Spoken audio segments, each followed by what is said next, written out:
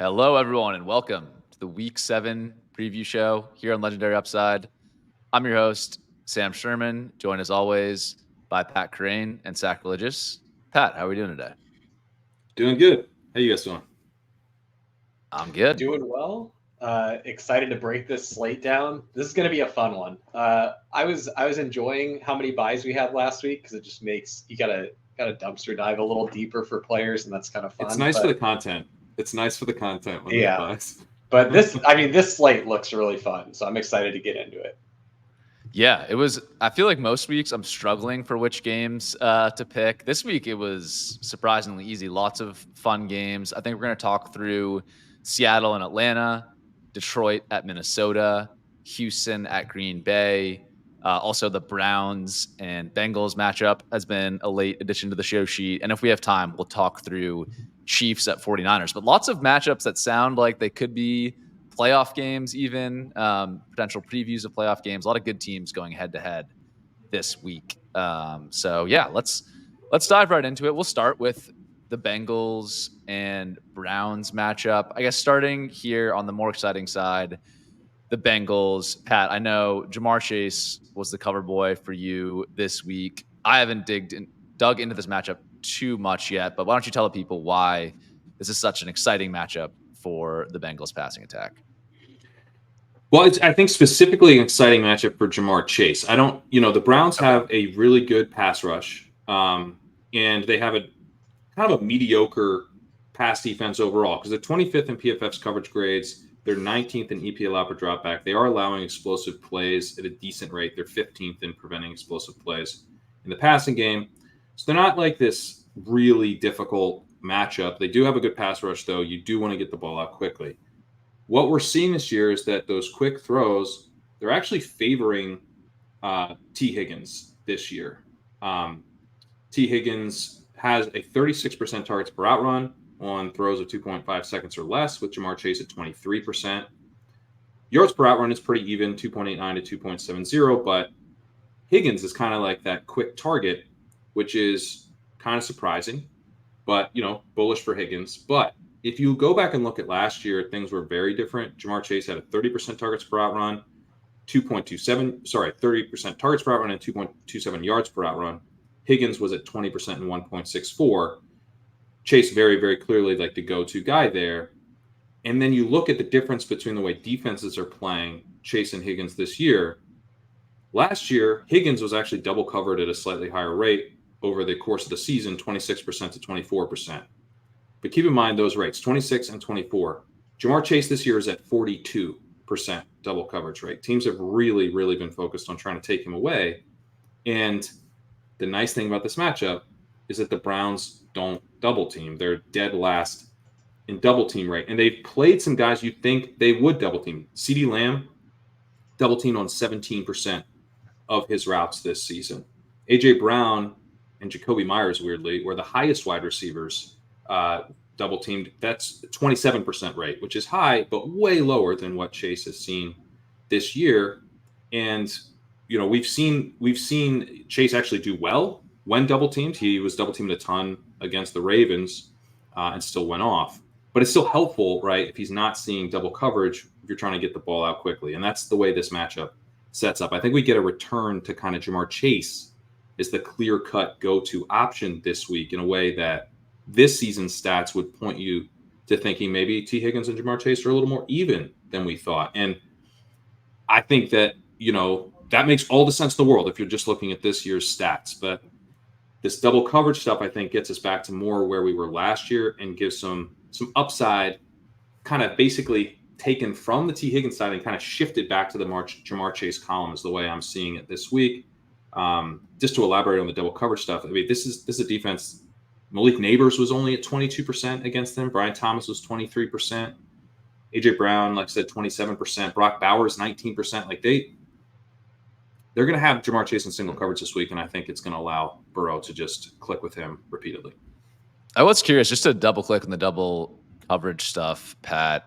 How should, when people are reading the walkthrough, how should we interpret those double coverage rates? It's frankly not a stat I spend a lot of time with. When I think of double coverage, I think of like the the old school days where like someone with like Julio Jones might actually like literally have two guys lined up across from him at the line of scrimmage. That's obviously not what these rates are No, it's not that. reflecting. Yeah. What No, it's not like exactly is it? literally. There's not like two. It's going to be like you've got a cornerback, and then you've got like the safety coming over top. So you're So it's more like shaded zone coverage over to those players. Okay, got it. It's not like there's not like two corners on you. Yeah, that I haven't seen since like the prime of, I don't know, Julio Jones or T.O. or guys like that. That used to actually be a thing for some of those guys, which is crazy. But anyways, that's interesting note there. I guess moving on to the other part of the offense for the Bengals, I think a big fantasy debate over the past couple of weeks, kind of all season, honestly, has been Zach Moss versus Chase Brown. Obviously, Zach Moss started off with the lead in that competition. I think fumbles, underperformance, injury in recent weeks has led to a shift. So curious how you view this matchup for the Bengals running backs, Sack, and is it just like Chase Brown takeover season, or do you have more of a middle ground view there? Yeah, I think it's pretty clear that Chase Brown has flipped Moss as the back that the Bengals are really clear that if they're going to be handing out touches, they'd prefer for them to go to Chase Brown, which is a pretty logical conclusion for them to make. I mean, even if you don't want to be in the spreadsheets, if you just watch these guys play, like it's very clear that Chase Brown is an explosive runner that can deliver these big plays. And Zach Moss is more of like a ho-hum. I think the thing that they like about Zach Moss is, well, you can get in there and get the job done and not make mistakes, is what they thought. But that's not actually what's happening. Like he is making mistakes when running the ball. He is putting the ball on the ground. He's a good pass blocker, and I think that'll keep him in the game still. It's not going to be like Chase Brown getting some workhorse level role, but I think the flippening has already happened. We already saw Chase Brown get more opportunities than Zach Moss in this last game. And it looked like that was a decision the Bengals coaching staff had made prior to the Zach Moss lost fumble in that game. It was pretty intentional with their usage. Like Chase Brown saw his lowest rate of special team snaps in their last game too, which to me leads me to believe that it was premeditated that he was going to be getting the larger workload going into that game.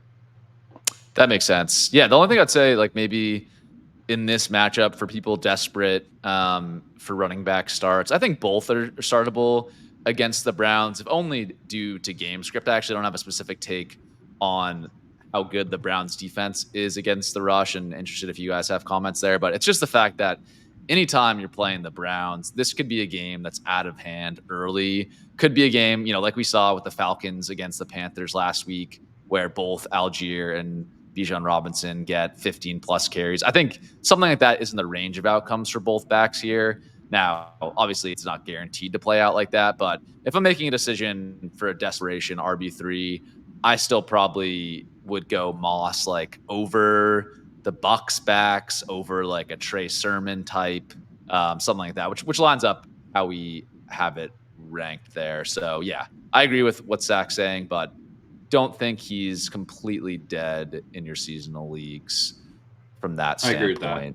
Yeah, I think Brown is just a lot more fun, and the Browns defense is a lot like the Browns run defense is a lot like their pass defense, which is that they have a good defensive line and not much else after that. So they're fifth in run stop win rate, ESPN's player tracking metric, but they're 19th in EPL out per rush and 19th in rushing success rate allowed.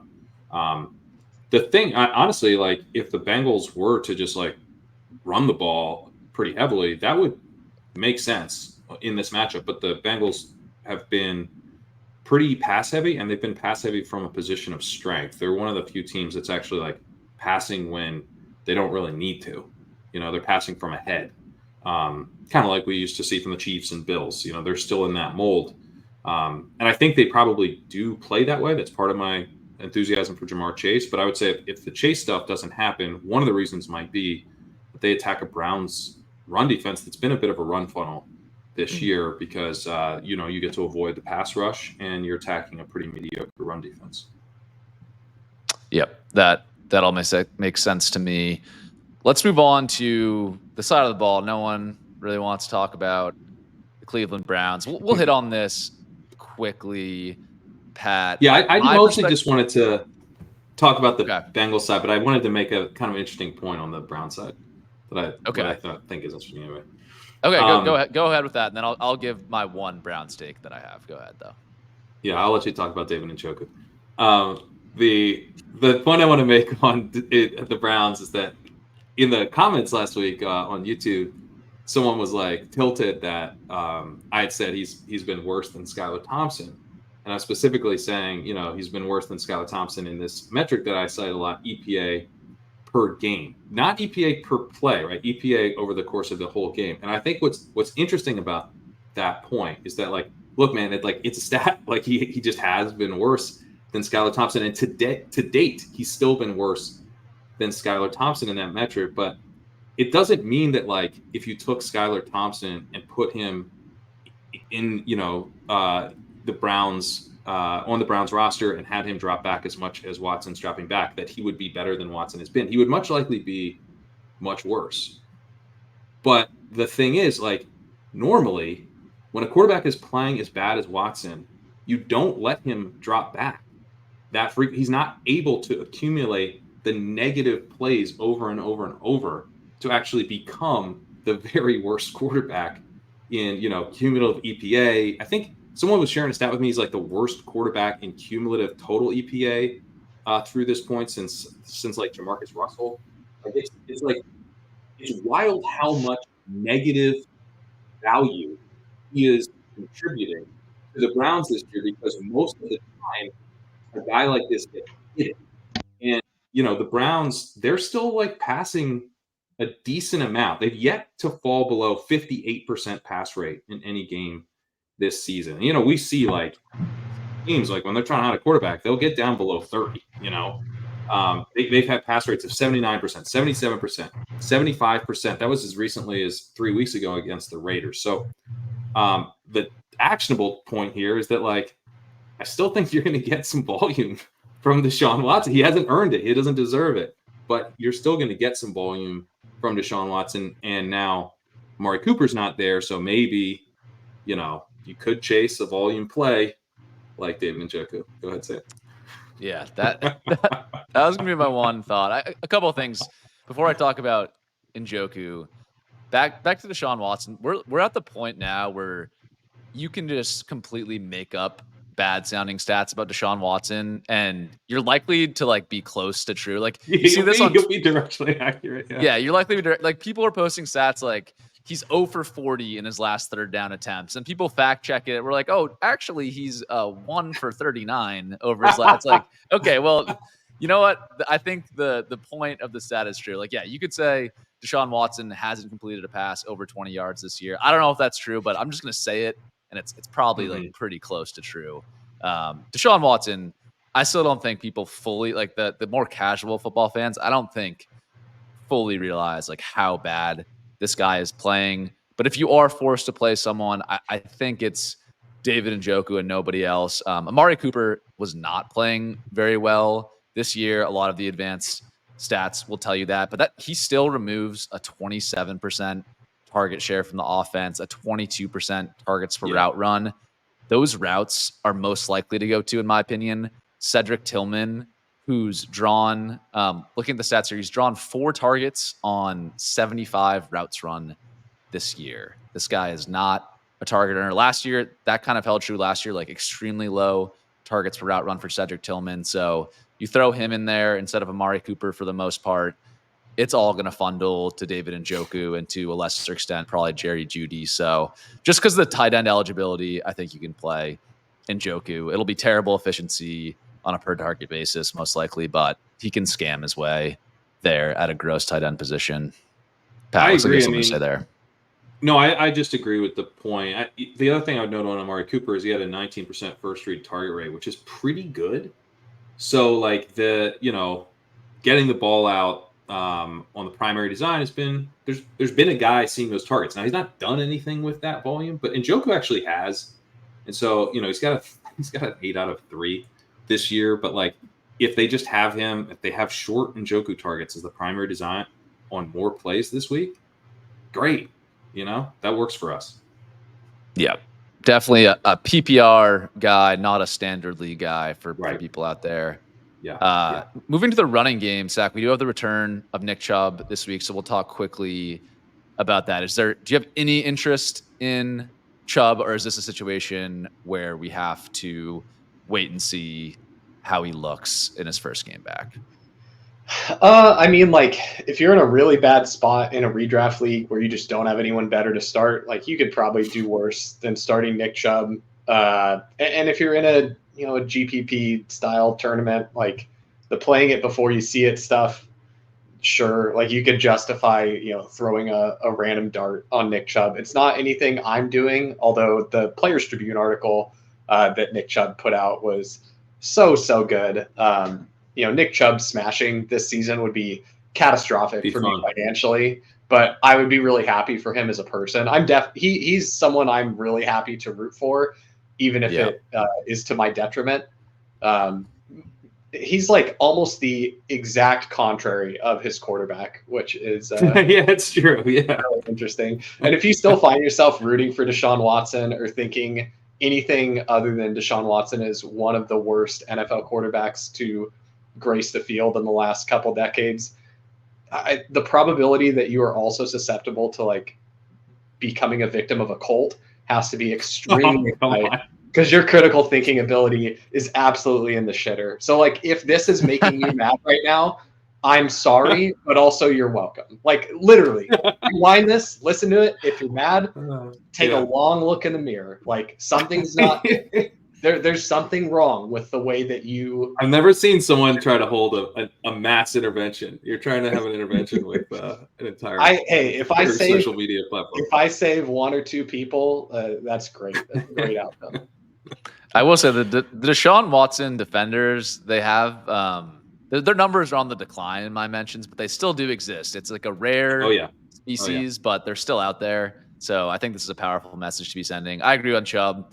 In a just world, if Nick Chubb goes back out there and he can still play, he deserves to get traded to a team where he's going to matter this year. I'm fired up to root for him, even though I didn't draft him everywhere. I really hope he looks good this week. So that's the one exciting thing you can talk yourself into for the Browns if you're watching them is let's hope Nick Chubb can come back from this really tough injury. Moving on to Seattle at Atlanta.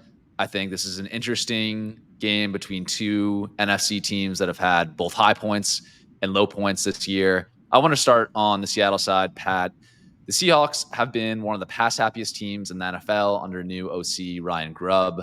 Do you think that approach will continue versus the Falcons, or is there anything you're seeing in the matchup that might make them lean more into the run this week? I'll note that they did shift to the run last week against the 49ers. They had a -4% pass rate over expected, -6% on first down, which has not been typical. It's the first time they were negative all season on first down. They were only 1% in week one against a tough matchup against the Broncos, but then 16%, 15%, 15%, 12% on first down this year. So they've been very committed to the pass. Last week showed us that they're willing to dial that down a little bit, but they had a 74% pass rate. Like they were still super pass heavy in that game. And then you get a Falcons defense that does not have a pass rush. They're dead last in pressure rate. They're 27th in pass rush win rate. They're 21st in EPA allowed per dropback overall and 20th in dropback success rate. So you can definitely pass on the Falcons.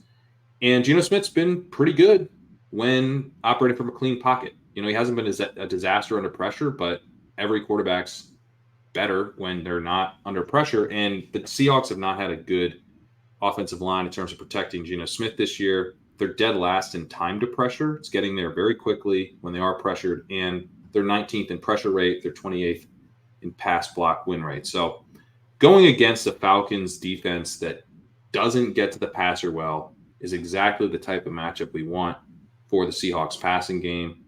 I like DK Metcalf here. I actually kind of like Tyler Lockett here a little bit more than usual because you get the deeper A-dot, and you also get a defense that also doesn't double team a lot. And Lockett and Metcalf are the ones who teams have been doubling because they actually run the deeper routes. JSN is not doubled a lot. And so, not that this is like a bad matchup for JSN by any means, but Lockett's still involved. Like Lockett and JSN have the same first read target rate. And if anything, I would say this matchup probably favors Lockett slightly more. But Metcalf is obviously the most exciting guy here. That's interesting. There's looking at DraftKings, $600 difference between JSN and Lockett, and it looks like they're projecting for similar ownership. Actually, JSN slightly more ownership, so that's maybe an actionable take there from Pat. Maybe if you're looking for a contrarian wide receiver on Seattle, Lockett is an interesting play there. Moving over to the running backs in this game, Zach, and specifically Kenneth Walker. I just wanted to talk about Kenneth Walker, both big picture in this matchup.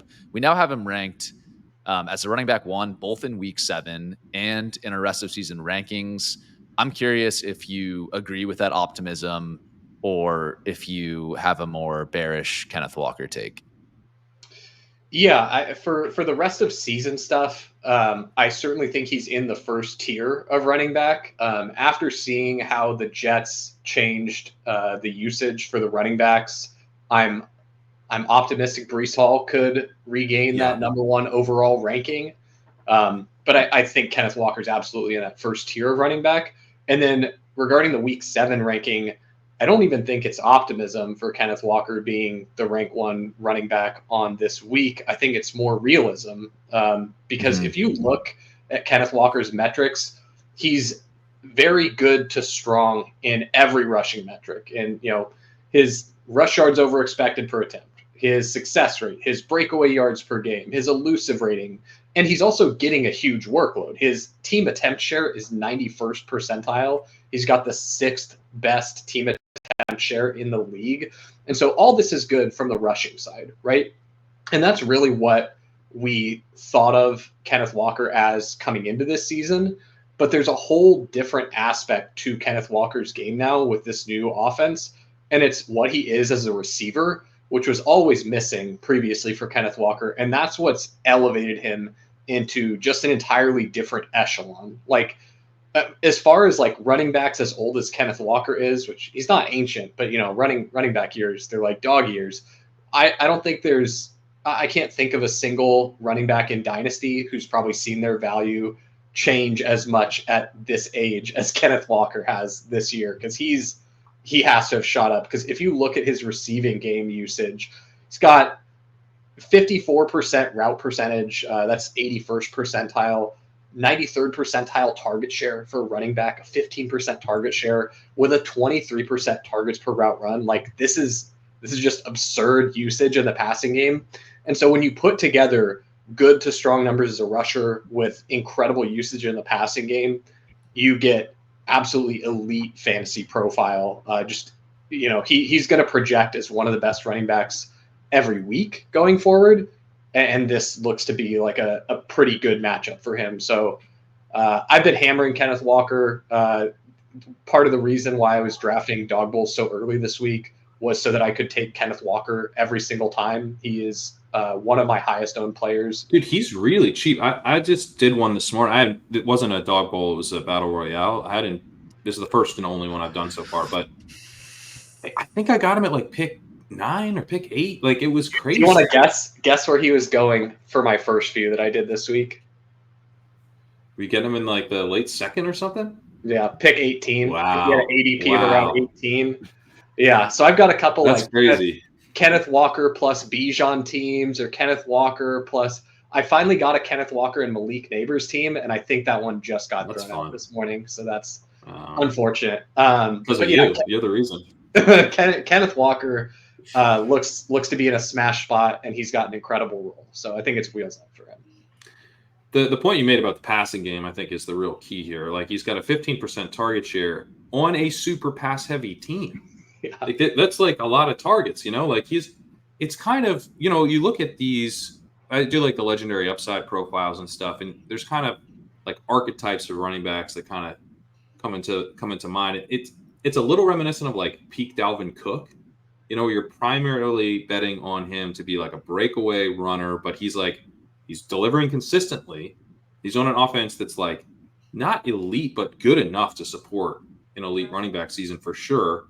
And then he's getting enough work. Like, he's not going to be Kamara or whatever as a receiver, but like, this dude's getting plenty of work in the passing game. When you pair that with efficiency and a really strong rushing workload, I mean, and he's also good around the goal line. So you're getting, it's not like Brees, where we only get Aaron Rodgers dropping back and chucking up fades at the corner of the end zone, or instead of rushing touchdowns. So we're, it is a really strong profile. I did not expect him to have this kind of profile coming into the season, but like, it's staring us in the face now, and so I just don't see the point in fighting it. Like, he's, Sam's had him as the running back 1, I think, since week 3 in the initial run of our rankings every week. And never wrong, just early, baby. Yeah, you were right. You beat me down. Now, I do think that starting out Kyren Williams as like running back 12 every week, when he's the highest projected running back. You'll see on that one eventually. I've got the crystal ball there. Yeah. Okay, but you were right about Walker, man. He's really hard not to just be very excited about at this point. Yeah, I think you guys summed it up well, and the take from just like watching Walker too is, you always hear he can't do anything receiving game. I'm not going to tell you he's ever going to be McCaffrey, Alvin Kamara. He's not running downfield routes or like routing up dudes the way McCaffrey can, but he has good hands. He catches the ball and keeps moving like fluidly. Like, there's nothing wrong. I guess there's a chance if he starts dropping passes a bunch, we could see it shift more to Charbonnet. But yeah, I think this is pretty sticky. Like, I don't see why Seattle would move away from this utilization of Kenneth Walker. So I think it's here to stay. We'll move on to the other side of the ball here. Atlanta, they started off the season scaring everyone with Kirk Cousins looking completely cooked. They've fought back to life over the past couple of weeks, looked really awesome in some spots over the past few weeks. I'm curious, Pat. I think like the Drake London stuff, I think if you want to touch on him, go for it. But I think that story is a little bit more straightforward. I think he's locked into our lineups as a top 8 wide receiver now with how he's being used. I think the more interesting, tricky conversation is the secondary pass catchers for the Falcons. That includes Darnell Mooney, Ray McLeod, and Kyle Pitts. I'm curious if you have any takes on how to sort out the secondary options there. We've seen some kind of ping-ponging of weeks between them, mostly Mooney being the top guy there. But yeah, curious any takes on the secondary Falcons pass catchers. I mean, honestly, my main take is that I'm not as excited about them in this matchup, and I'm really excited about Drake London. Like you said, top 8, I would say top 5. Like, Drake London was almost a cover boy for me this week. I want to be aggressive about playing him in weekly games. And the reason is that the Seahawks are very poor at defending the splash zone, 10-plus yards downfield over the middle, where you tend to get a lot of yards after catch. That's why we care about those targets, is that they're like more valuable targets than when you get targeted, even deep down the sidelines. So deep down the middle of the field, we want that. We want those targets, and they should be able to effectively target that part of the field this week. And Drake London's the dude there. He's 90th percentile in splash zone target rate. And that's not really where Mooney's been targeted a bunch. He's fine, 47th percentile there. He'll see some looks there. Ray McLeod does get targeted in the splash zone, so maybe this is a slight boost for him as well. But Pitts, 2nd percentile among tight ends in splash zone targets. Like, I was like, oh, when I was writing this up, I was like, oh yeah, I mean, Pitts like stretches the field and the seam targets and all that. Like, no, really not. I guess they split him out wide for the deep stuff. It's just it was kind of frustrating. And this actually doesn't maybe look like the best matchup for Pitts unless they start using him a little bit differently this week, which maybe could happen. But I feel like this could be like a real Drake London alpha game, which we've already seen flashes of. But that's the main way I want to play it. And then I think Mooney and Ray McLeod have just been involved enough that you could certainly play them as well. Yeah. I was hoping, for as someone who may or may not have spent $80 of fab on Ray McLeod in a $2,000 buy-in league to spot start him this week. I was hoping for some Ray McLeod takes, but okay, here I'll give you one. He's 96th percentile in splash on target rate. So maybe he's a big part of what they do down the deep middle of the field this week. It's certainly possible. I tend to think if you have Drake London, you're going to go with him, but they've been using Ray a decent amount. 16% targets per out run, 17% target share. He's definitely involved. Yeah, got it. Okay, that's some mild, cautious optimism there. I'll take it. Moving on to the running back split. Sorry, Sack, for making you the running back guy and all these questions this week. That was not intentional, but we're gonna keep rolling with it because we already started asking the question. How are you reading the Bijan Allgeier splits? We currently have Bijan ranked as a mid-range RB1. Does that seem right to you? After last week's performance versus the Panthers, where they both got there, maybe you're a little bit upset as a Bijan owner because it wasn't Bijan workhorse season versus the Panthers. Yeah, you can really tell who's in the doghouse on this podcast with who gets tasked with talking about the running backs. I'm trying to keep my head down and grind. Shanahan style. Got to work my way out of the doghouse here. Maybe I'll get asked about a wide receiver someday. But no, with respect to Bijan, I think that you have to like how involved he is in the passing game. Like just like what we said about what makes Kenneth Walker so strong. You've got a really strong passing game role for Bijan. He's 91st percentile in the route percent that he's running for the team. His targets per route run are much worse, but he rates really well as a receiver in PFF stuff. So he's got a strong receiving profile. It's not like we just made that up and Bijan's like, oh, actually, we just thought he was going to be good as a receiver. Like, no, he is. We'd love to see him get a little bit more usage there. I think that really comes down to game script stuff, though. Like, I don't think they're coming out here with the primary design for a ton of plays being like, we're gonna pass it to Bijan. He's gonna be running routes downfield. I think a lot more of it is gonna come from game script stuff. The nice thing is, though, like you can really count on that being Bijan's work because Allgeier is really not involved as a receiver. He's only got a 19% route rate. That's 9th percentile among running backs. So really, really low, pretty low target share too, only a 4% target share. So you know that the vast majority of the pass volume to running backs will go to Bijan. The thing that's frustrating though, if you're a Bijan manager, is that Allgeier is performing too well as a runner to get taken off the field and let Bijan have this massive workload, which would, put him in the upper echelon for fantasy. So that's frustrating. I mean, I wish I had the stones last week to play Allgeier as just a free play. I really thought about it in the matchup. I would say the thing that I think is most interesting is less about Bijan, because I think you're just kind of at the point, like if you're in a managed league, don't bench Bijan. Like, what are you doing? You're not benching Bijan, The more interesting thing is, when do you play Tyler Allgeier to me? And I think that's more along the lines of, if you think that the Falcons are going to be in a dominant game script, like last week is a great example, weak rush defense, dominant game script, like Tyler Allgeier is a perfectly fine plug and play type guy. And obviously his contingent upside is extremely high because we know that he could consolidate a ton of touches if Bijan were to go down. But just to round it out with Bijan this week, I think he's a totally fine play.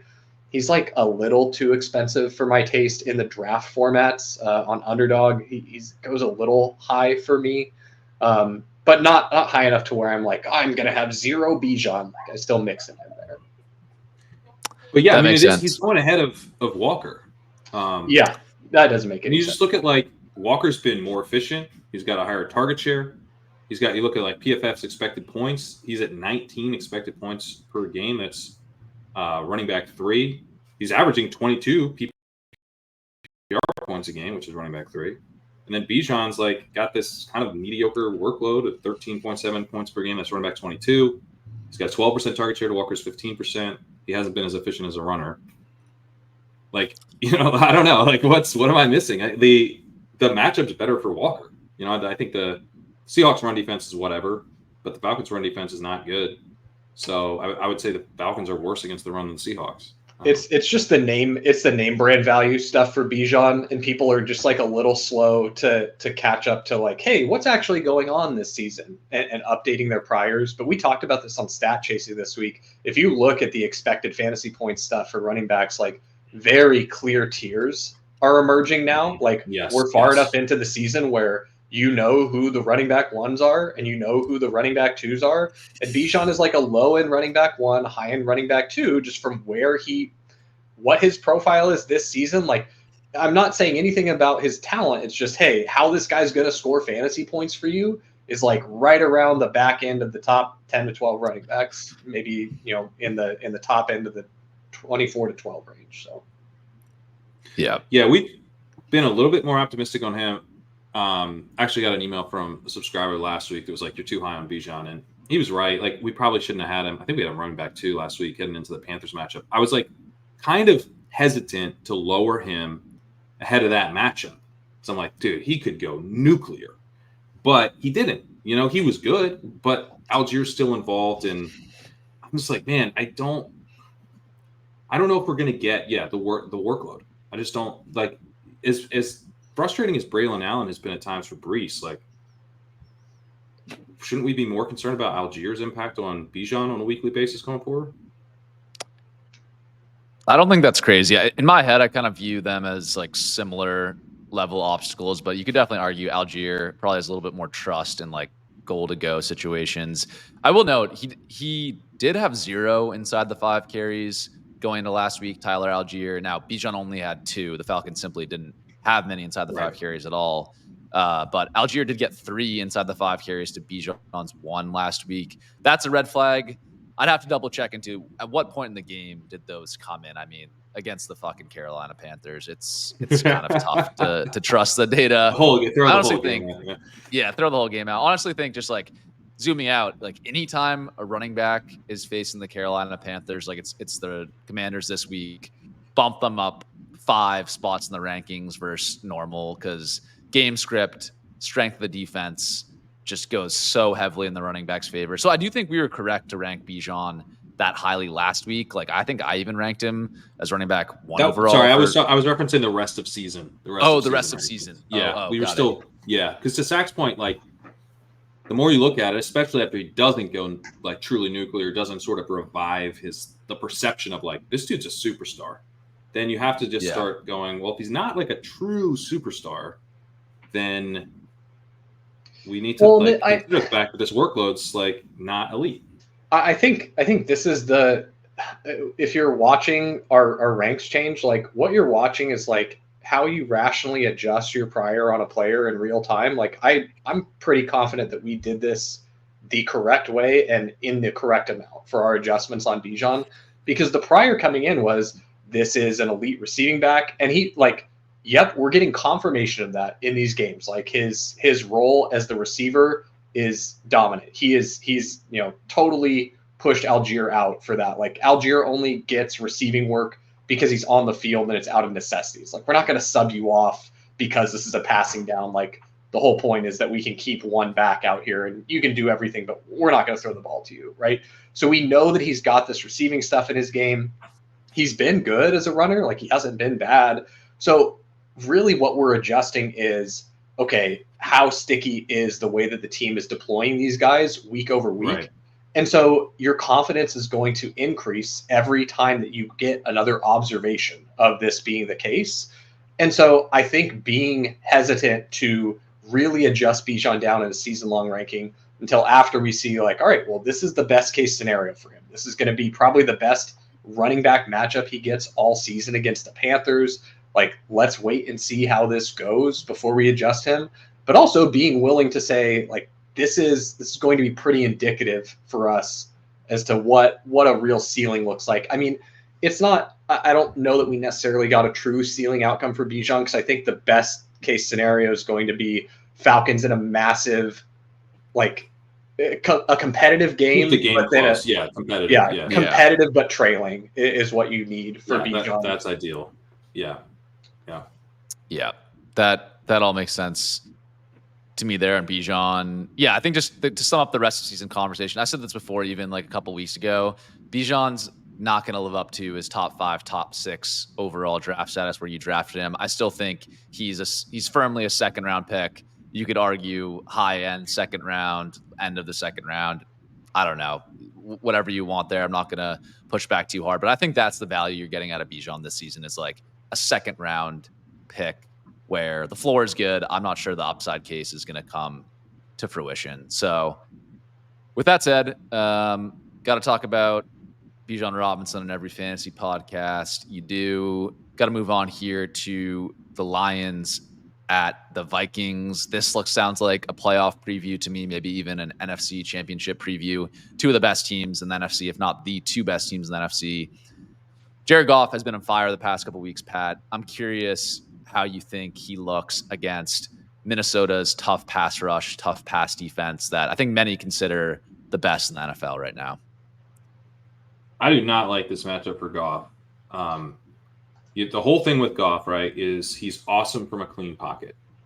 The Lions lead the NFL in the EPA per play they're getting with a clean pocket. With Goff, you generally want to blitz him because you got to disrupt him. They've been good against the blitz. The Lions are fourth in EPA per dropback when blitzed. So, it's a really well-designed offense. They've got great weapons. Goff is decent enough at beating the blitz, but if you pressure him, things get a little rough, especially if it's quickly. Against quick pressure, they're second worst in EPA per dropback.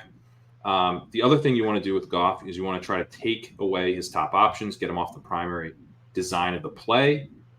They've been very effective. Lions sixth in EPA per dropback when they're getting the ball out on the first read. So that's like another, you got to, try to move him off pressure him, move him off his top option. And then you also are going to need to defend play action really well because Goff leads the NFL with a 35% play action rate. The Vikings do all of those things. They're fourth in EPA allowed against play action.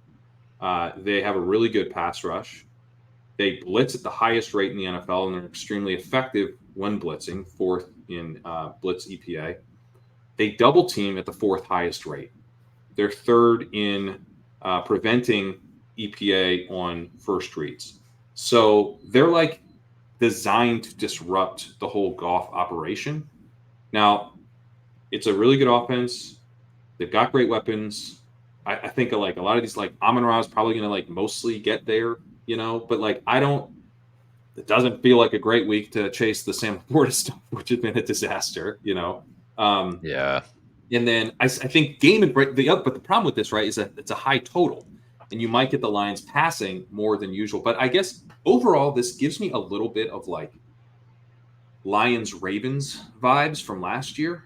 That's the setup it reminds me of. This defense is set up to potentially just really disrupt Goff, and they could be chucking from behind in this game, and maybe it hits the total, and maybe there's some PPR goodness in this game on the Lions side, but I don't know.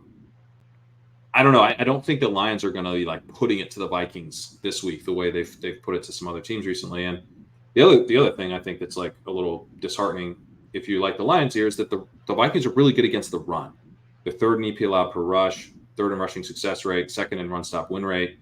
So they're good enough against the run that teams are actually passing against the Vikings. Opponents have a 75% pass rate against the Vikings with a 1% PROE. They're shifting 3% to the pass in PROE. That's not great for the Lions, right? The Lions want to run the ball. They want to be balanced. They want to work off of the run game with the play action. It all kind of marries together. This just sets up as a matchup where I see the Lions offense kind of getting disrupted in ways that could be pretty challenging for them.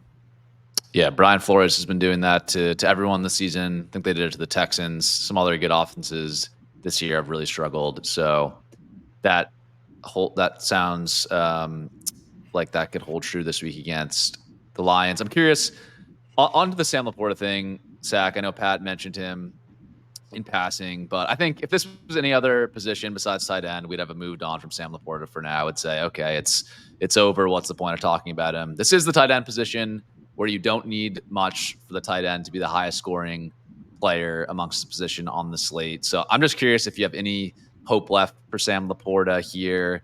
Do you think this could just be some small sample noise for his slow start to the season, or do you kind of agree with Pat where it's just this doesn't set up to be a good game for him and there's better ways to play it? Yeah, I agree with Pat. I think there's better ways to play this than through Sam Laporta. If you want to like keep keep the love alive for Laporta and just hope that it's been a little bit of variance, you could say maybe it's because of some of the injury stuff he's dealt with early in the season and they'll use him more. But I mean, really, there's a couple pretty decent red flags on Laporta's profile. He's actually running into similar but different problem as to what Dalton Kincaid is experiencing, where they're both in run first offenses, right? They both of those teams would prefer to run the ball than to pass. The Lions definitely will pass more than the Bills, but where neither of them are running all the routes. Laporta only with a 74% route participation rate. You'd like to see that up higher. And also his target share is bad. Even with that, his target share is only 10%. So Kincaid's actually getting the target share. They're just not passing it all. The Lions pass a little bit more and they're running, a similar percentage of the routes, but he's just not getting the targets. So that's really the painful part for Sam Laporta. I think a big part of it comes from the fact that they just trust Jameson more, and he has emerged and kind of eaten Sam Laporta's lunch in areas where they just weren't using Jameson in the same way last year. Last year was a lot more wind sprinty and gadget type stuff for Jameson, right? This year he's actually being used in the shorter areas of the field as well, which I think if you want to make a bull case for someone on the Lions this week, it's not even Amon-Ra, where Amon-Ra, like in a PPR format, like on DraftKings, I definitely could see it, right? Like if it does play out, like Pat said, like that Ravens-Lions game from last year, where the Lions just getting their teeth kicked in and they just have to pass to, try and stay in it. Yeah, maybe you can scam something up from Amon-Ra, but I don't really see Amon-Ra delivering big explosive plays against this defense. Not that he's not capable of doing that, but I think the guy that is really capable of actually punishing the blitz, and if I'm the Lions, how I'm thinking of, all right, you're going to blitz me. We're going to take a sack here a decent percentage of the time, but if we don't take a sack, it's because Jameson just got a crossing route and he has one safety to race to the pylon, and we'll take our chances with that. And so I prefer playing it that way, where I just want to lean into the volatility of the way I think the way the Lions view Jameson is like, he's our blitz punisher. Amon-Ra is like our gotta have it on third down, like blitz beater or short. We have to win a route right now. He's reliable. He's reliable. Yeah. But Jameson is the counterpunch. Jameson is you want to blitz us? We dare you. Try us. And that's Jameson is the nuclear option where they want to threaten that to try and then keep the blitz at bay and maybe get the Vikings on the back foot there. So I would look to the Lions actually trying to involve Jameson early as a way to punish the Vikings' tendencies and see if they can get them on the back foot and then execute a game plan that the Lions are more comfortable with, where they're able to marry everything together, because that is the way this offense works. It's built off the play action. It's built off the strong run game.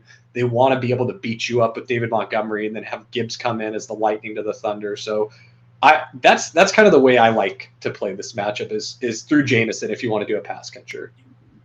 Yeah, and just to kind of underline some of the stuff you're saying about the blitz there, earlier this season, in week 2, I had Amon-Ra as the cover boy, partly of the walkthrough, partly because I had these numbers against the blitz. They were likely to face the blitz a lot in week 2, and Amon-Ra St. Brown was like their clear go-to against the blitz last year. 31% targets per out run. Laporta was only at 19.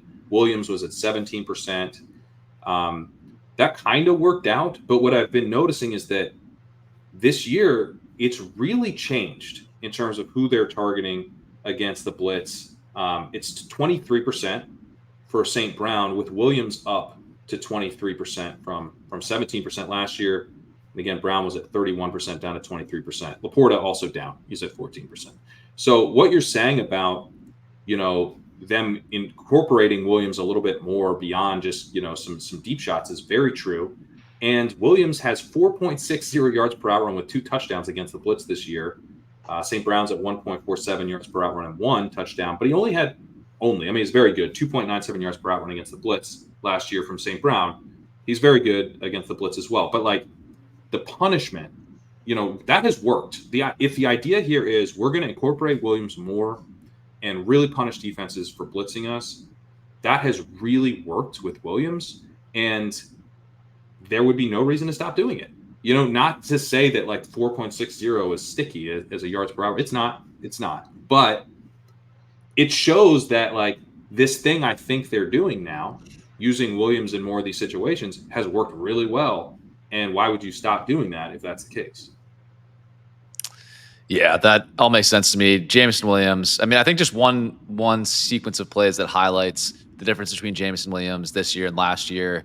Actually, last week, Jameson Williams had a terrible drop on a dig route, wide open, would have been a huge gain, just clunked off his chest pad, dropped to the ground. I think in past years, that would be, okay, let's get Khalif Raymond on the field. Jameson Williams is going out for a play. The very next play, very similar play, crossing pattern. They go right back to Jameson Williams, convert the first down. So I just think that shows like this team really trusts Jameson Williams. They're going to let him play through some mistakes, which I'm sure he'll have, but he's such a difference-making player that I've come fully around on Jameson Williams. He's clearly the second best pass catcher in this offense ahead of Sam Laporta. Like, that's not even a conversation to me anymore. So I think that gets to the problem with Laporta. I'll defend like a little bit, like his route rate stuff that Sack mentioned. I'm actually not as worried about that. I think the 2 weeks that are driving down his route rate are week 3, where he got that ankle injury and actually was forced out. And then this past week 6, I think that was due to garbage time. I mean, they beat the Cowboys 47-6. So you're going to see Brock Wright and Parker Hesse and stuff get in there. So I think Laporta's like route rate, like being on the field, that's not an issue to me. It's just that like you're drawing up plays and there's 4 skill position players on this team that are just more electric, more dynamic than Sam Laporta. Like you got Amon-Ra, Jameson, Gibbs, Montgomery. Laporta, good player. I'm not saying he's a bad player, but that's just how it works sometimes. Like there's 4 better players with the ball in their hands on this team. So that's just, I think, the reality for Sam Laporta right now. Yeah. If I'm right that this game, if I'm right that the Lions struggle, but this is also a game where we expect, a lot of points, a really high total game. And so, are there ways for us to kind of get pieces of this game, play this game a little bit more contrarian? Jameson obviously jumps out as the one that we really like, but Gibbs would be the other guy who I'm not worried about at all here. I think Gibbs will probably, get plenty of work as a receiver in this game. And the one silver lining is that the Lions, I think, will probably be trailing in this game, and we should see some short passes to Jahmyr Gibbs. And while Gibbs has never been like the incredible receiver that we were hoping, at least so far in his NFL career, he's only early in his second season, so maybe he gets there. But last year in ESPN's receiver rating, he was actually very poor. This year he's pretty good. His efficiency has been solid.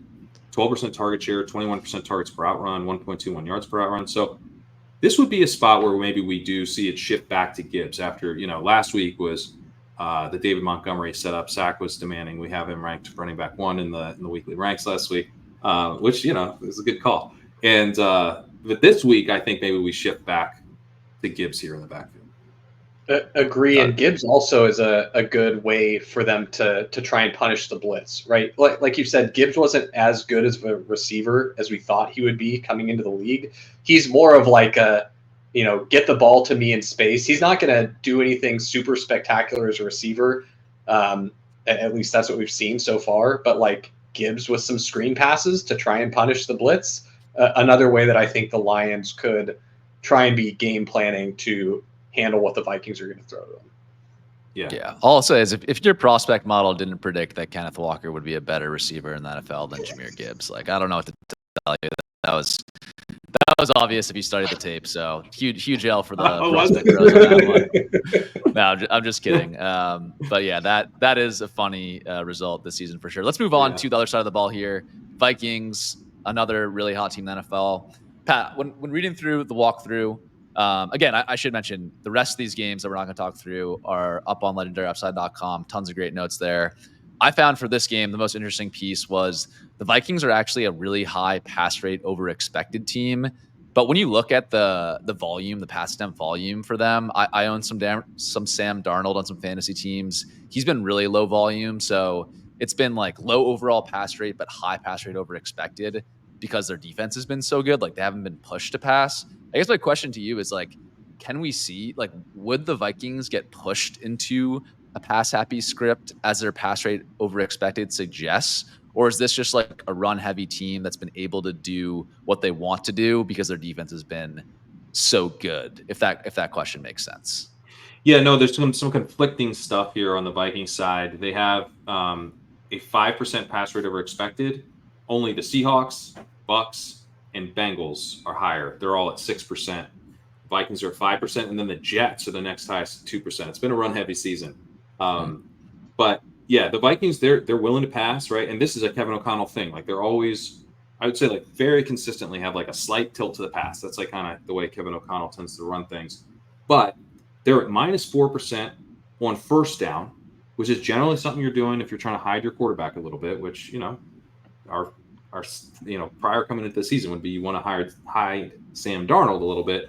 And then they have a 57% pass rate. So yes, they're above their expected pass rate, but it's super low, and so you're getting this 57% pass rate, which is also super low, is the end result of this lean to the pass. Now, with their expected pass rate, they could be down below 50%, and it wouldn't be crazy in terms of their pass rate. And instead, they're 25th in pass rate. So it is nice that they're willing to pass a little bit more than they need to.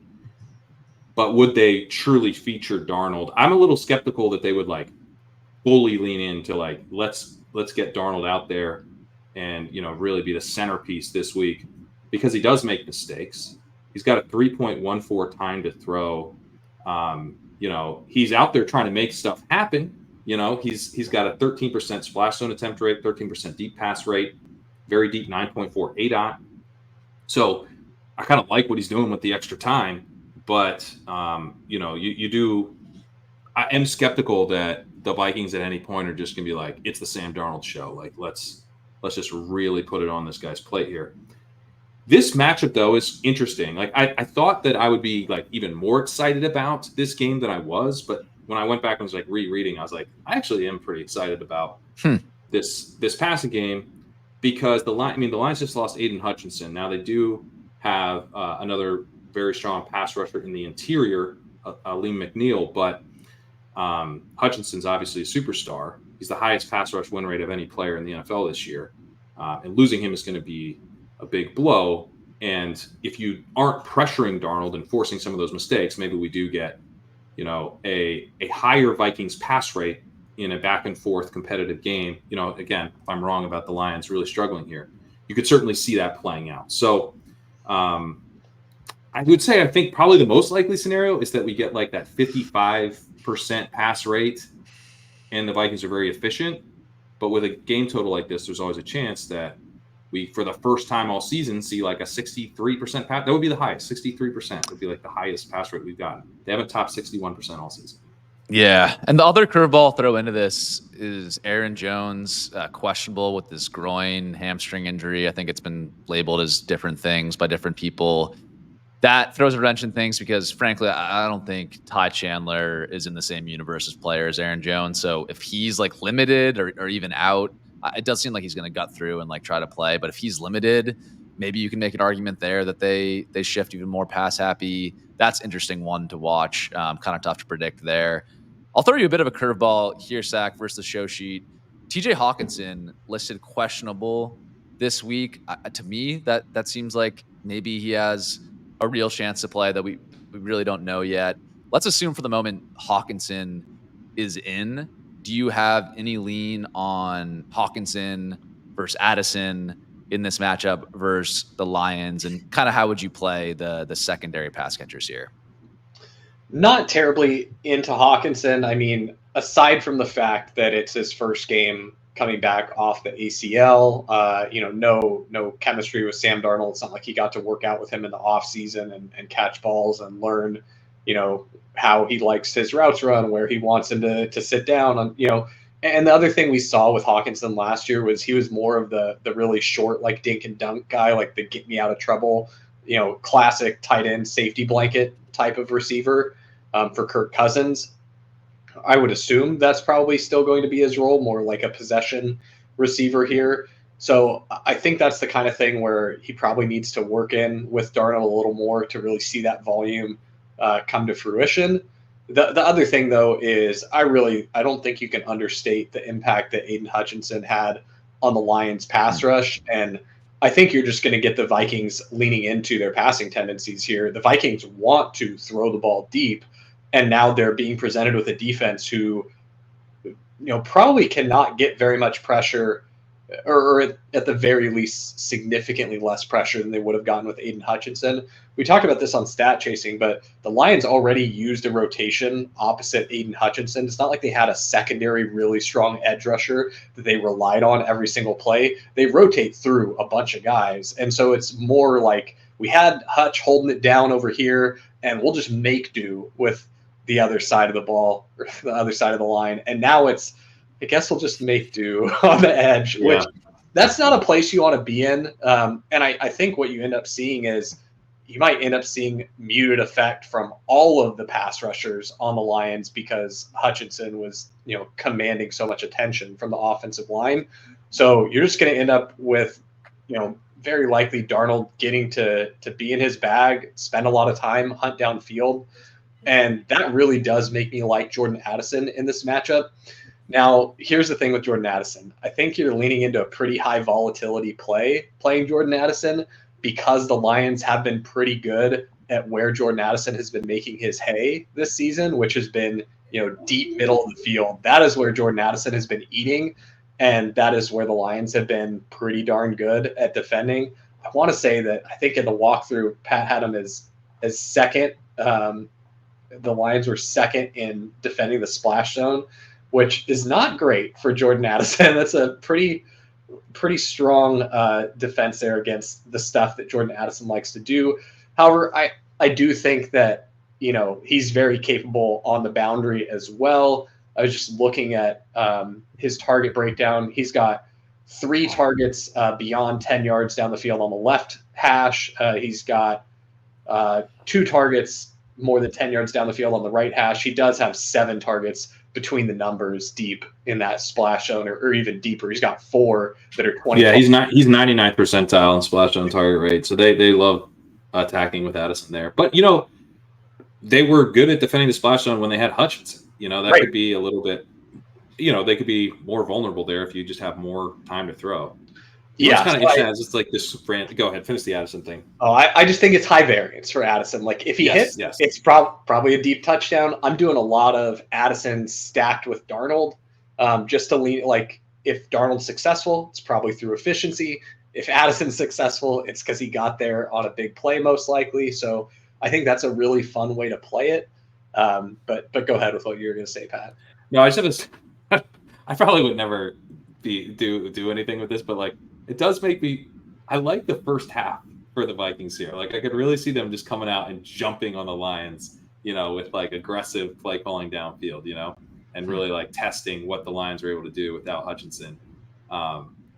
But, yeah, I don't know. That's just more of a vibe space. Those are always dangerous, Pat. I don't know if you've ever looked into, like, the first quarter lines on players. It's like Jordan Addison, first quarter lines, like 7.5 yards. I'm like, how does he not – how do I not win this bet? It's got to hit. Yeah. It's got to hit, right? Yeah, and then you bet it. I would do both quarters. Give me the whole half. Yeah, yeah. Those are the bets that are just prone to tricking you into depositing. 100%. 100%. But, yeah.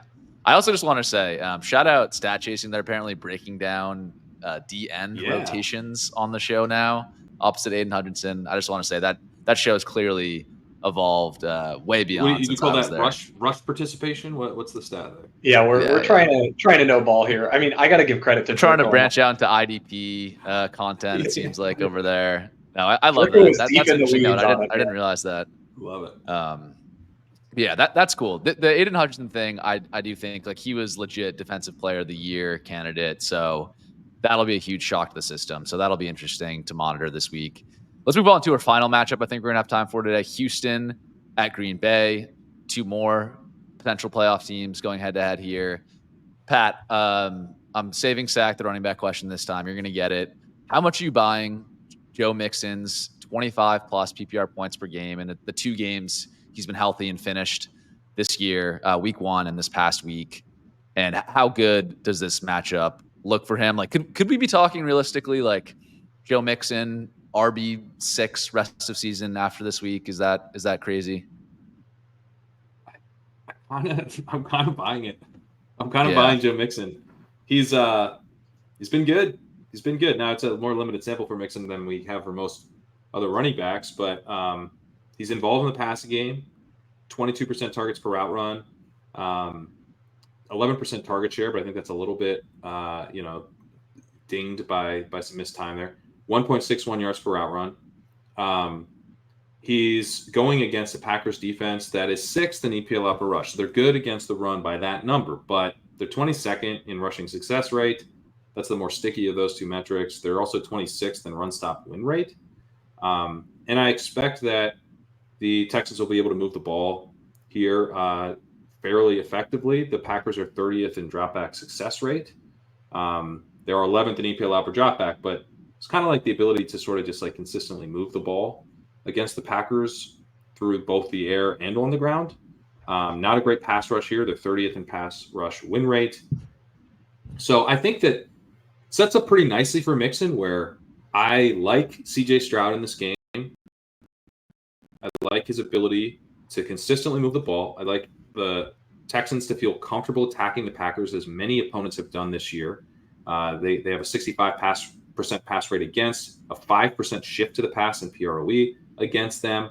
The Texans have been willing to pass in passing script, which this very much could be. It could be a nice competitive game here versus the Packers. So you've got a passing game that I think will be effective, and then you want a running back attached to an effective passing game in a good matchup himself. And I think kind of sneaky is a good matchup for Mixon, even though the Packers have generally been, preventing big plays against the run this year. So, and I mean, Mixon's whole deal, right, is he's just going to like chunk in you. So, I think like Mixon's like a very strong running back 1 play this week. Not like an elite play, but, just like a really solid, very clearly a top 12, top 10 running back, I think.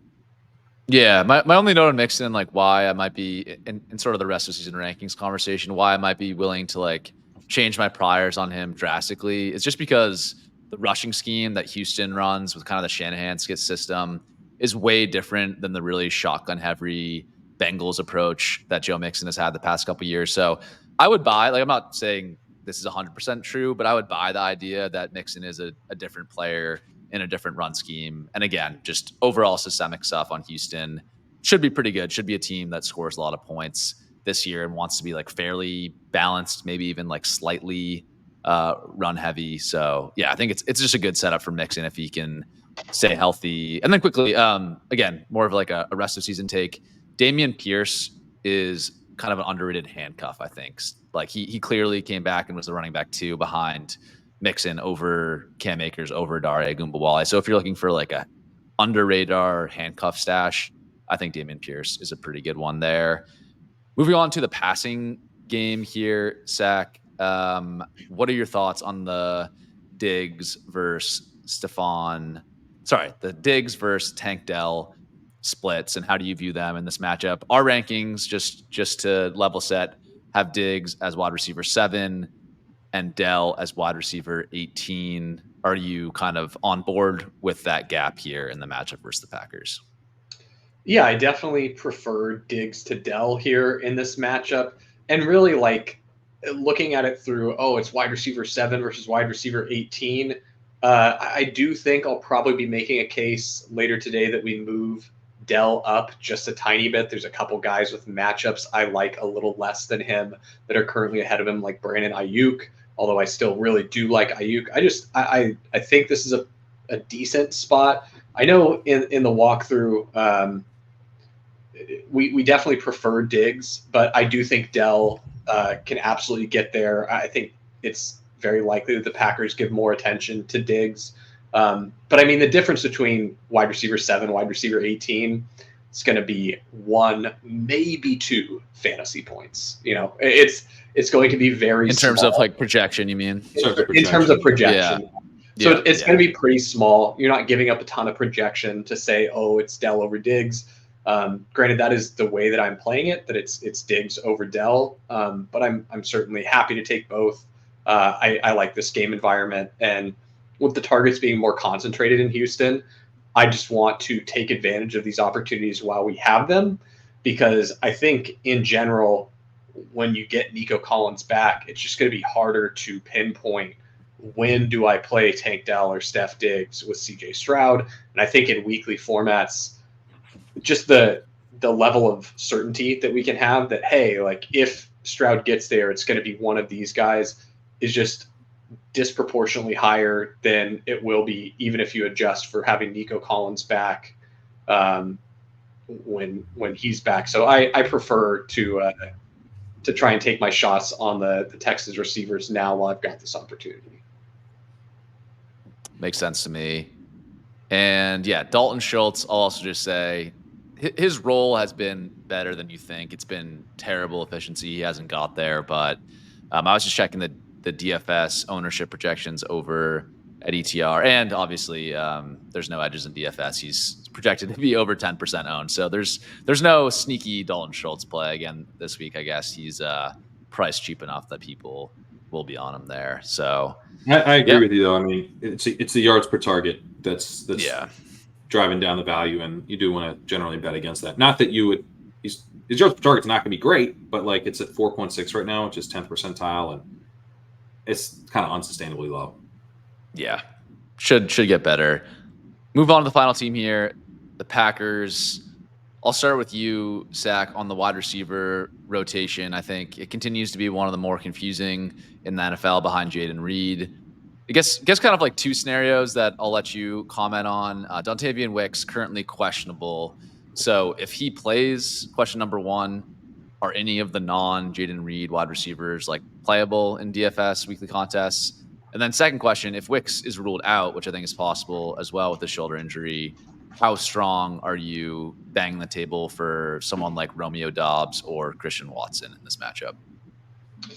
Yeah, I think I like this matchup a little bit more than Pat has it written up in the walkthrough. A decent part of that is because Jimmy Ward is going to miss again for the Texans, and we saw what happened for the Texans last week when Jimmy Ward was out, and they became a lot more susceptible to stuff across the middle and deep balls.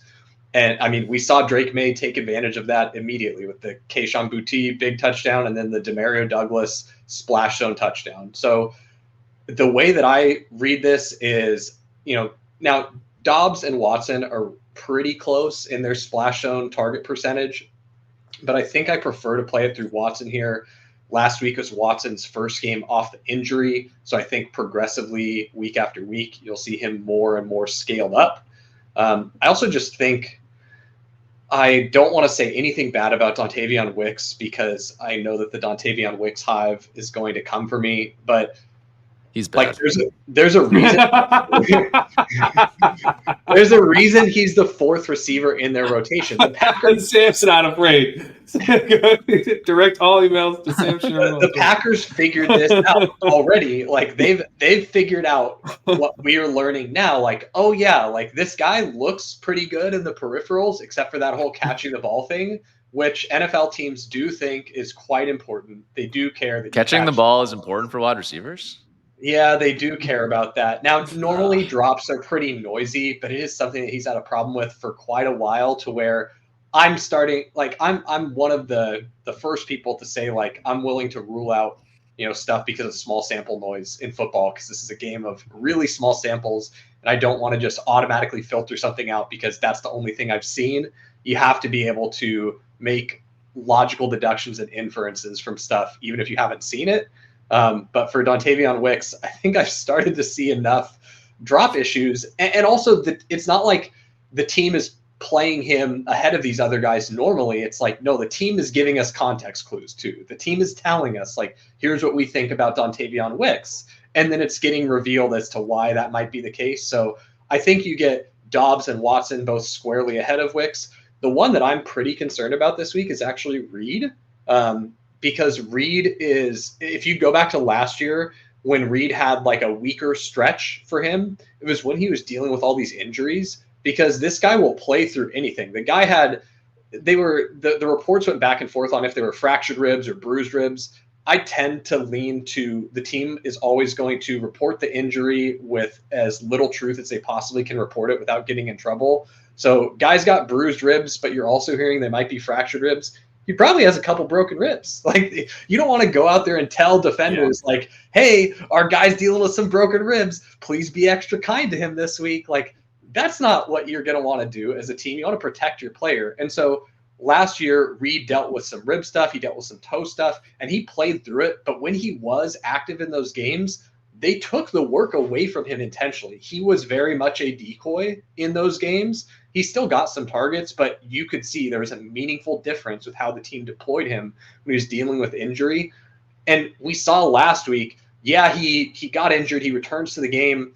But what happened to his targets after he comes back in after that ankle injury? Like, to me, and one of the things I try to be careful with is I don't want to just pattern match to a really small sample thing of like, oh, this happened last year. It happened in this half of a game this year. Therefore, that's exactly what's happening here. But also, like, I do want to read into the context clues that the team has given us. And I think that if Watson is progressing on his health, like, he might be able to take over as the primary wide receiver here in a situation where the Texans might be most susceptible to the stuff that makes Christian Watson. The things where when you go back and watch the Christian Watson 30-burger games where he's just torching guys and burning them down the field, it's like, oh, Christian Watson, deep ball, okay, there you go. Or Christian Watson, catch and run for 1,000,000 yards. And that's the stuff that we saw the Texans struggle with the most last week with Jimmy Ward out. So I like this spot a lot for Watson to come in, and I can already see it now. Watson's going to have the nuclear game next week. The question is going to be, is there really a true number one on the Packers? We've seen Jaden Reed, Romeo Doubs, and Christian Watson all trade off as the highest fantasy scorer. And the answer is yes. Jaden Reed is like clearly the most talented receiver, but he's dealing with some injury stuff. And I think this is the spot the Packers want. This is how much I know you believe in this take. You believe in your Watson take so much that you're already tilted that people are now too high on Watson in the future, and when they should be tempering those expectations going forward because Jaden Reed's still the top guy. So that Watson truly is going to go off this week. And like, I don't want to ever zero in on a thing of like, this is the way the event's going to happen, right? That's not the way that I think good analysis happens. Good analysis happens by you saying, these are the probabilities of all these different outcomes that can happen. I think right now the field is not representing the probability of the big Christian Watson games increasing enough. I think that the field is underestimating the frequency to which those occur. And they're also not appropriately accounting for when those happen, the guy's breaking the slate. So it's like you're winning two ways from the Christian Watson play. People aren't appropriately valuing the upside, and they're thinking the upside doesn't happen frequently enough. So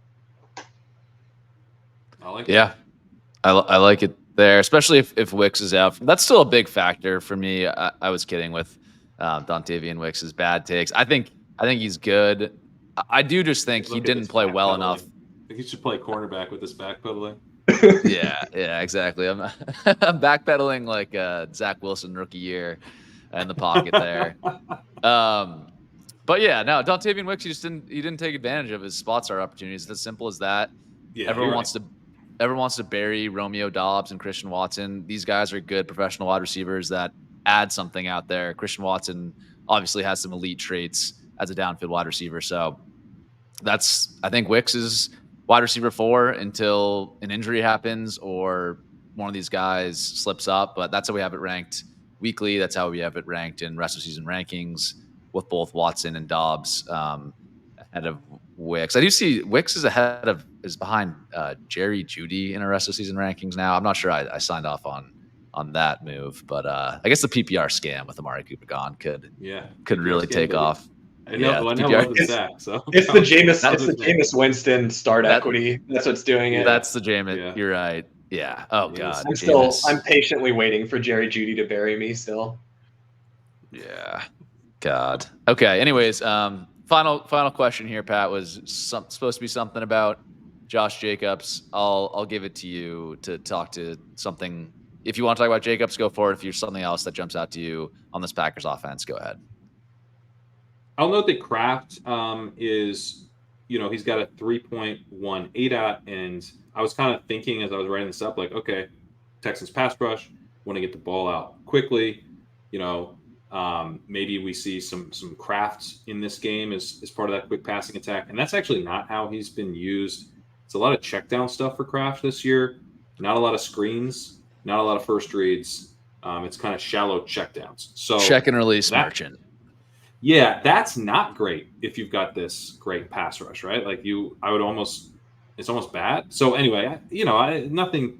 It's more like one of those things where I was like, this is gonna be good for Kraft, and I was like, actually, I don't think it is. So, not feeling that great about him. He's kind of just like as you were with Tucker Kraft, I would say. Yep. And then Josh Jacobs, I don't know. I didn't love that he was back down to 63% of snaps last week after 75% against the Rams. I was like, heading into last week, I was like, okay, maybe we're going to get this workhorse role.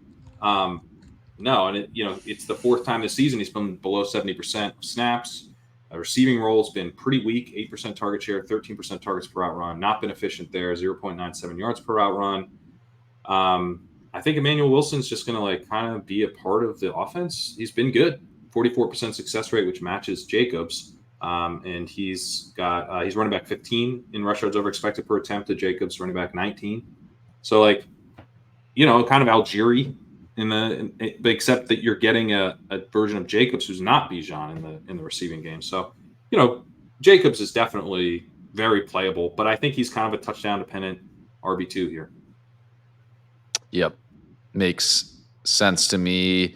Yeah, the only hope I guess I have for Jacobs folks is this was again another blowout script for the Packers against the Cardinals. They're up 24-0 at one point in this game. Cardinals did fight back a little bit, so I'm not suggesting it was pure garbage time for a huge chunk of the game, but yeah, they were up 20-ish for most of the fourth quarter there. So I think that maybe explains a little bit the Jacobs downtick in snaps. But you're right. I think Emmanuel Wilson, kind of similar to Allgeier, kind of similar to Braylon Allen, is just a part of the offense. I think he's performed well. There's no reason to eliminate him from the offense when you don't need to. So I agree with the spirit of that take.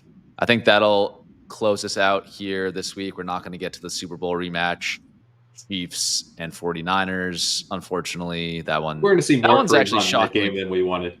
It's grosser. It sounds fun until you dig into it, and then it's Jesus Christ, Kareem Hunt, a questionable Juju Smith-Schuster now with a hamstring injury. I'm get me out of here. I like Kelsey a lot in that game, and I like Purdy to scramble around and make plays in that game. Purdy's been this playmaker in a way that's shocking. He's got 3.17 time to throw. He's allowing pressure. He's attacking downfield. 10 ADOT. 11% deep pass rate. His 58% of his attempts have been first read throws or screens, which is higher than only Justin Fields and Josh Allen. This dude is playing true hero ball. It's kind of nuts. Yeah. But it kind of makes me like Purdy in this matchup. Yeah. I've had a lot of bad takes on the internet throughout my career. I will say I've been a preeminent Brock Purdy defender from day one. Real ones will remember that. You were, man. You were his yeah. You're super into Brock Purdy as I think Carson Steele. Carson Steele is not a fullback, and Brock Purdy is a good quarterback. Have been your two most passionate takes. Exactly. You're counting both of those Brock Purdy in the FFPC contest when he was a rookie. Yes, that's right. And that take was right until he got hurt, and literally they had to use CMC at quarterback in the NFC Championship. That take, the most Sklansky bucks I've ever gotten on a take in my life, right there. Anyways, no one cares about this. We'll end the show here again. As always, check out the rest of the matchups. You want more on the Chiefs 49ers. Tons of good stuff in the walkthrough on legendaryupside.com. Tons of other interesting matchups in there this week that we didn't cover. Drake May versus the Jaguars. Yeah. Tons of other good ones. So be sure to check that out. That's all I got for me. Pat, Sack, anything else you guys want to mention before we shut it down? LegendaryUpside.com. Check out the walkthrough, as Sam just said, but also check out Matt Irby's Quick Slants articles, which will be out for the Sunday night game and then the two Monday night games this week. He had an awesome breakdown on Thursday night preview. So make sure you're checking those out. Make sure you're checking out our weekly rankings, rest of season rankings, Stephanie Miller's waiver wire, her fabulous football article as well. It's all over there at legendaryupside.com. Still just $10 a month. Check it out. Oh, I got to close this out. All right, we'll be back here for week 8. We'll see you then. Same host, but I got to click the buttons and I always forget. I can't close. I can host, but I can't close. All right.